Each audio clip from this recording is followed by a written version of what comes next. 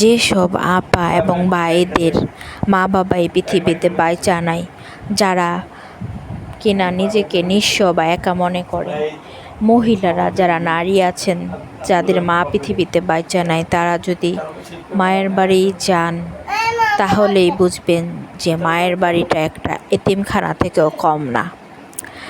আর যাদের স্বামী বেঁচে নাই, যারা মায়ের বাড়িতে যাদের জায়গা করে নিয়েছেন, তারা যদি স্বামীর বাড়িতে যান তাহলে আপনার কাছে এতিমখানার থেকে কোনো অংশে কম লাগবে না। এতিমখানার ভাইবস যদি আপনারা কেউ নিতেই চান তাহলে অবশ্যই মায়ের বাড়ি যাবেন যাদের মা নাই, আর যাদের স্বামী নেই তারা স্বামীর বাড়িতে যাবেন। তাহলে এতিমখানার ভাইবস নিতে আর আপনার কোনো দ্বিধাবোধ হবে না, বা এতিমখানা কেমন আপনার বুঝতে দেরি হবে না আপারা ভাইয়েরা। তাই যাদের মা নাই তাদের মার জন্য বেশি বেশি আল্লাহর কাছে দোয়া করেন, যাদের স্বামী নেই তারা স্বামীর জন্য দোয়া করুন।